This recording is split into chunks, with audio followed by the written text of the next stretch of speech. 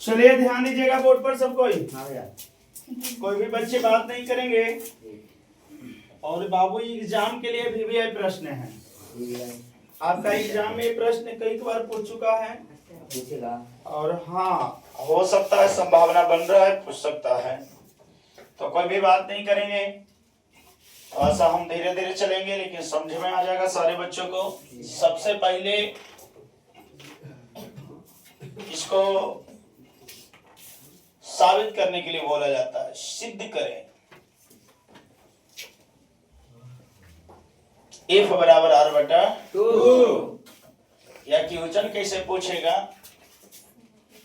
कि गोलीय दर्पण उसकी वक्रता त्रिज्या की आधी होती है।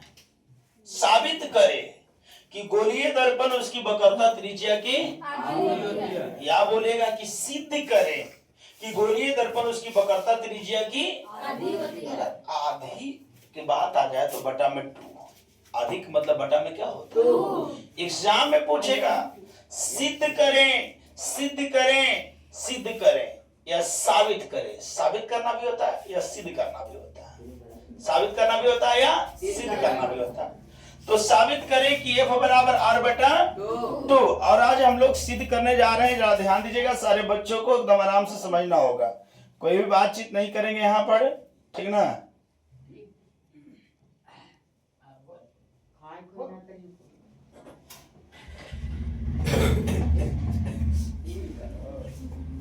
चलिए ध्यान दीजिएगा। तो प्रूफ दैट, मैंने सिद्ध करने के लिए सबसे पहले एक ग्राफ बनाया, चित्र बनाया है, ठीक ना। एक मैंने एक क्या लिया है, अवतल दर्पण लिया है और अवतल दर्पण में एक प्रधान अक्ष लिया है। एक कौन अक्ष है बाबू? प्रधान अक्ष है। इसको पर मैंने एक प्रकाश डाला, तो जब दर्पण कलई रहेगा पीछे से तो प्रकाश आर पार नहीं होता है, प्रकाश लौट जाती है। अब यहां से प्रकाश मैंने दिया तो जैसे ही दर्पण पर पड़ता है तो वह सीधे फोकस रिटर्न हो जाता है। समझ में आ रहा है? जैसे मैंने बताया था कि किसी सतह पर पड़कर जिन नियमों को पालन करता है उसे प्रकाश का परावर्तन भी शायद कहते हैं। याद आ रहा है? जिससे मैंने बोला था कि आने वाले को आपतित किरण और जाने वाले को परावर्तित किरण। सच बात है, आने वाले को आपतित किरण, जाने वाले को परावर्तित किरण, इन दोनों के बीच में डाले गए लंब को अभिलंब कहते हैं। और इन दोनों के बीच में एक कोण बनता है जिसको आपतन कोण और परावर्तन कोण। सच्चाई बात है कि नहीं? जस्ट वही काम किया है दोस्त। यहां से प्रकाश दिया, ये लौट आया, क्या हो गया? लौट गया। तो लौट जाने वाले कौन लोग? F से जानते हैं, फोकस। क्या करते हैं बाबू? F। और इसको पर एक वक्रता केंद्र बना। कौन बना बाबू? वक्रता केंद्र बना। इसी को हम लोग मतलब क्या लंब या अभिलंब के नाम से भी क्या करते हैं। अब यहाँ पर आपतित किरण परावर्तित किरण तो मतलब एक बीच में ना लंब और अभिलंब बनता है बाबू। मैंने सिखाया था आप लोगों को और इसको मैंने बताया था कि C द्वारा सूचित किया जाता है। सच्चाई है नहीं है? मैंने बताया भी था कि उसको C द्वारा सूचित किया जाता है। अब यहाँ से ध्यान दीजिएगा कि P से C के बीच, यानी कि यहाँ से यहाँ के बीच की दूरी को हम लोग कोची कहते हैं, आर के नाम से जानते हैं। कोची के नाम से जानते हैं? काहे कि इसको हम लोग वक्रता त्रिज्या कहते हैं। यहाँ से यहाँ जो बन रहा है ये वक्रता त्रिज्या ना है बाबू। तो बताओ वक्रता त्रिज्या को कोची द्वारा सिद्ध करते हैं? आर द्वारा। और फोकस को कोची द्वारा सिद्ध करते हैं? एफ द्वारा। क्लियर हो गया ना? तब पूछेगा कि बताओ पी से एफ के बीच की दूरी को क्या कहेंगे? एफ। P से F के बीच की दूरी को क्या कहेंगे? और P से C के बीच की दूरी को क्या कहेंगे? R कहेंगे। आगे आएंगे, ध्यान दीजिएगा। सबसे पहले हम लोग क्या किए हैं?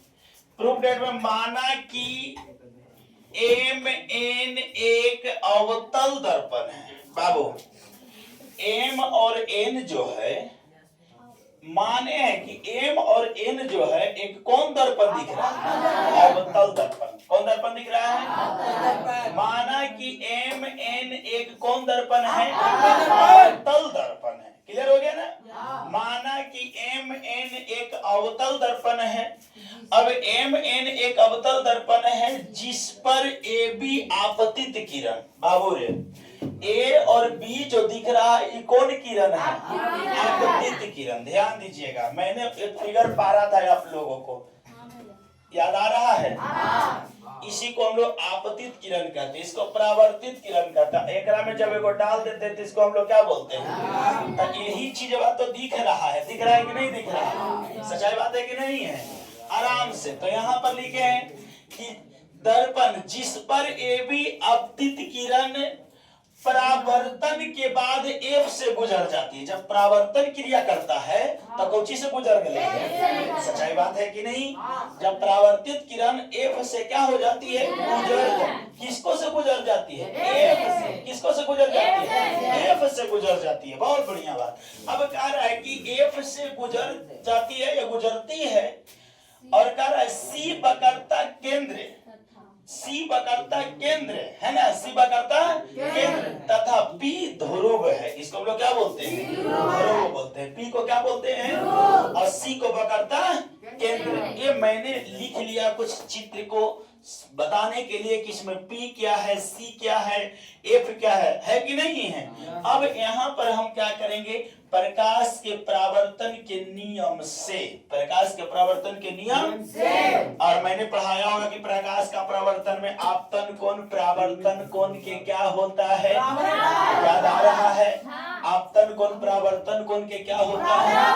मैंने भी पढ़ाया था कि आपतन कोण को I द्वारा, परावर्तन कोण को R द्वारा। सच्चाई बात है कि नहीं है? तो यहाँ लिखे हैं परावर्तन के नियम से। परावर्तन बतावे क्या? प्रकाश का परावर्तन आप लोग को पढ़ाए पीछे। परावर्तन के नियम से I बराबर क्या किए हैं? R। I बराबर R किए हैं।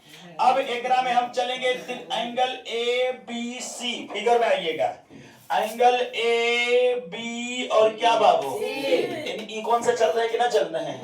एंगल जैसे यहाँ पर लिखे I, इसको I कह रहे हैं। यहाँ लिखा है एंगल I बराबर एंगल R। तो एंगल I के पहले चलेंगे ABC, तो एंगल I ना हो गई हो। और एंगल R कहेगा तो BCF करेंगे कि ना करेंगे?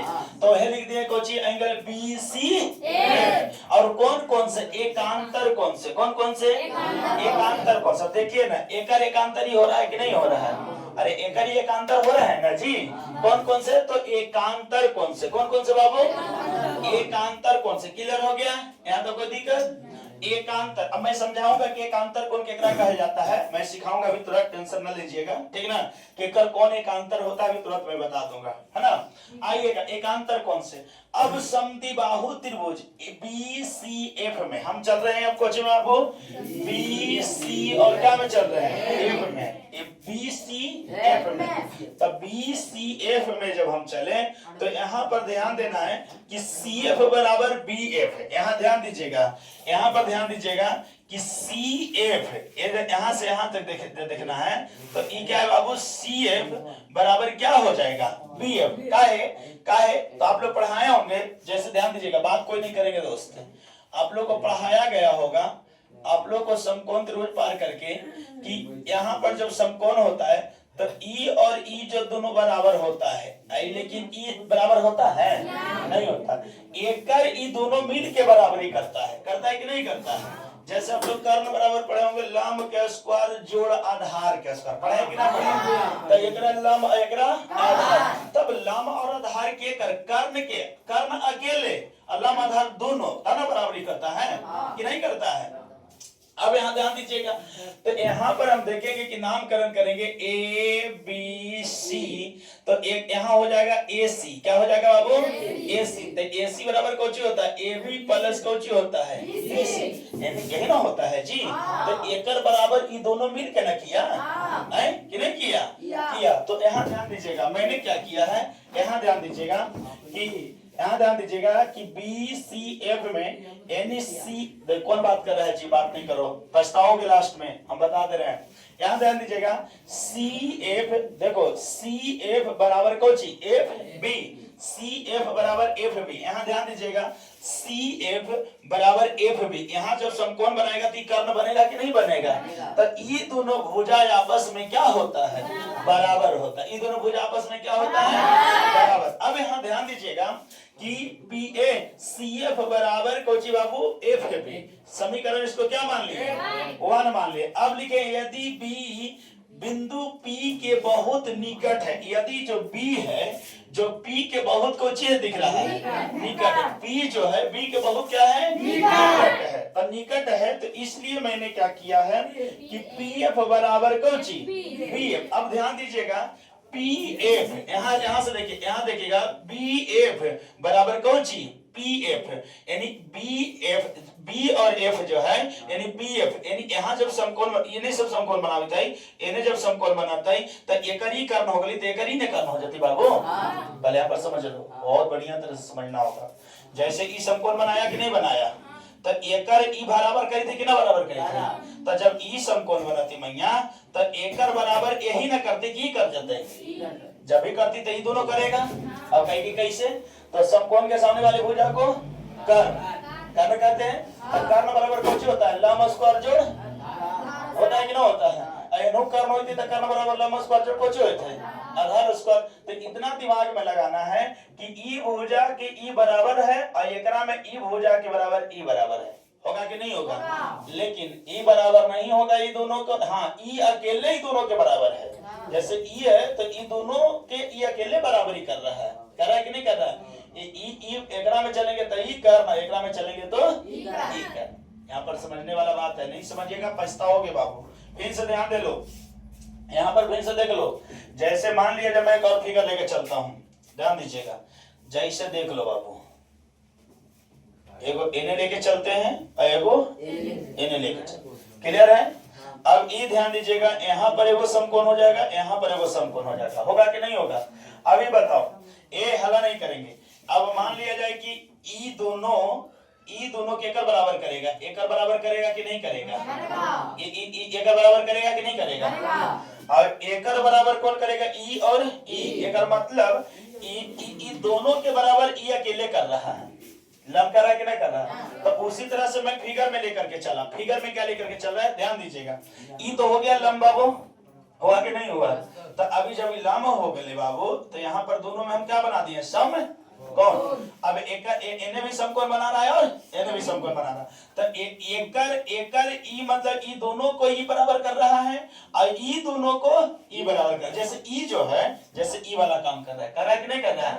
ये जो भुजा है जो ई वाला के काम कर रहा है और ई जो है ई के काम कर रहा है और ई जो है ई के काम कर रहा है। समझ में आ गया? बाकी ई कर्ण हो गया और ई कर्ण हो गया। क्या कोई दिक्कत है तो बोला जाए, कोई दिक्कत है? चलिए आइए ध्यान दीजिएगा, फिर से समझेंगे बाबू। तो हम क्या करेंगे कि समीकरण यहां पर देखेंगे कि यहां तो CF क्या किए थे, ध्यान दीजिएगा। CF बाबू CF बराबर कोची BF, CF बराबर कोची यहां पर है कि नहीं? या FB करो या BF करो। अब यहां ध्यान दीजिएगा CF के बराबर BF और यहां ध्यान दीजिएगा कि BF के बराबर कोची हो जाएगा BF ना हो जाएगा जी। BF होगा कि नहीं होगा? होगा या नहीं होगा? कोई दिक्कत है तो बोलिए, फिर सब समझाएंगे, नहीं समझ में आएगा तो। अब आइएगा तो ई समीकरण 1 और ई समीकरण 2। अब हमें यहाँ लिखे समीकरण 1 और समीकरण 2 को, है ना? समीकरण 1 और समीकरण 2 से मतलब क्या करने पर? बराबर करने पर। समीकरण 1 और समीकरण 2 को क्या करने पर? समीकरण 1 देखेंगे कि कौन बात करे जी? समीकरण CF बराबर कोची FB। अब यहाँ किए CF बराबर FB और समीकरण 2 को जब बराबर कीजिएगा तो PF बराबर कोची FB, ये BF कर सकते हैं। तो अब यहाँ ध्यान देंगे कि में बराबरी में कौन कौन दिख रहा है। तो FB और FB एकदम जाति सेम दिख रहा है कि नहीं दिख रहा है? तो बताइए दोस्त, FB से FB क्या हो गया? खत्म हो गया कि नहीं हो गया? FB से FB हो गया खत्म। अब यहाँ ध्यान दीजिएगा, तो जब FB से FB खत्म हो गया तो बच गया यहाँ CF और बराबर है बच गया PF। अब यहाँ ध्यान दीजिएगा, CF तो एक सूत्र पढ़ा होगा, यहाँ ध्यान दीजिएगा PC। यहाँ ध्यान दीजिएगा क्या बोल रहा बाबू? P से C। तब PC अगर लेकर चलेंगे, मान लिया यहाँ एगो डंडा है, मान लिया एगो डंडा है और एकरा नाम है पी और कोची, एकरा नाम है पी और एकरा नाम है सी। और एकरा हम जब दो भाग में तोड़ देंगे, बीच में हम एफ डाल देंगे ना, तो कहेगा कि पी एफ यानी पीसी के बराबर कौन हो जाएगा, तो पीसी के बराबर हो जाएगा पी एफ प्लस सी। ये दोनों जोड़ेंगे, ये दोनों मान ले अलग कर दिए, ये दोनों जोड़ेंगे तब ना पीसी के बराबर करेगा बाबू, कि नहीं करेगा? समझेगा? यहाँ पर जैसे मान लिया है, ध्यान दीजिएगा, यहाँ पर मान लिया एक डंडा है, ये क्या है बाबू? एक का नाम है पी और एक का नाम है सी। और बीच में से हमने तोड़ दिया, बीच में क्या कर दिया, और जहां टूटली ओकरा नाम रख दिया कोची, मान लिया जाए। अब ये दोनों को हमने मतलब मोड़ करके एक साथ में कर लिया, ठीक है ना, इसको एक साथ में क्या कर दिया, मतलब एक साथ में कर लिया, देख रहे हैं ना, समझिएगा। एने वाला चीज को एने ला करके मैंने क्या किया, मोड़ दिया। अब यहाँ पर मतलब कुछ हो गया, यहाँ पर हो गया कुछ एफ, हो गया कि नहीं हो गया बाबू? लेकिन यहाँ पर एक हो गई पी, एक हो गई पी, एक हो गई कोची सी, हो गई कि ना हो गई? अब इन दोनों को मतलब कहेगा कि मतलब इक्वल करो, तो इक्वल करने के लिए क्या करेंगे कि एफ एकरो लिए है और एफ एकरो लिए है, दोनों के लिए एफ है ना। अब इन दोनों को जोड़ेंगे तब ना हमको पीसी के बराबर करेगा बाबू, करेगा कि नहीं करेगा? अगर हमको पीसी के बराबर करने के लिए केकरा केकरा जोड़ना पड़ेगा, तो जोड़ना पड़ेगा पी एफ प्लस सी, होगा कि नहीं होगा? अब यहाँ पर हम ध्यान देंगे बाबू, समझ के चलना है, बहुत अच्छा रहेगा। अब यहाँ देखेंगे कि पीसी बराबर हमने किया है कि पीसी यानी पीसी बराबर क्या किया है कि सी यानी कोची सी यानी सी एफ प्लस कोची पी एफ, किया कि ना किया बाबू? जब समझा रहे थे बात को, है कि नहीं है? अब जब दोनों का इक्वल करेंगे तो एक बात सुनिएगा, अरे यहाँ सी एफ जो है पी एफ के बराबर कही थे, कही थे ई दोनों जो है ना, ई दोनों है जो दोनों का इक्वल बराबर है, कैसे? तो यहो समकोण यहो समकोण हो रहा है कि नहीं हो रहा है? अब यहो 90 डिग्री तो यहो कौन कितना डिग्री, 90 डिग्री। अब ई 45 तो ई 45, एरा में ई 45 तो ई 45, क्या कि जब 90 हो जाएगा तो 45 से 45 ना हो जाएगा बाबू, जब ई 90 होगा तभी 45 होगा, तो ना बराबर भुजा कौन दिख रहा है, तो एकर बराबर यही ना कीजिएगा कि नहीं कीजिएगा। तो जब यहाँ पर लिख दिए कि सी एफ बराबर कोची, सी एफ बराबर कोची सी बराबर पी एफ कर दिए। अब हम लोग को क्या करना है कि यहाँ पर पीसी है तो पीसी ज्यों के त्यों की है, लेकिन अब यहाँ देखेंगे कि सी एफ क्या बोल रहा है बाबू, सी एफ। तब बताओ यहाँ सी एफ के बराबर क्या दे ले, निमन से देख लो बाबू, सी एफ बराबर क्या दे ले, मतलब जहाँ सी एफ रहेगा हम पी एफ लिख सकते हैं, कोई संकोच वाली बात नहीं, बराबर ही है। तो यहाँ पर सी एफ बराबर दे ले पी एफ, तो यहाँ सी एफ, तो सी एफ की जगह ये क्या लिख दिली है, अभी ना कहीं पी एफ का लिख दें क्योंकि बराबर है, तो यहाँ पर हम सी एफ की जगह पे लिख दें पी एफ, आयोग को पहले से पी एफ है ये था, तो मैंने लिख दिया पी एफ।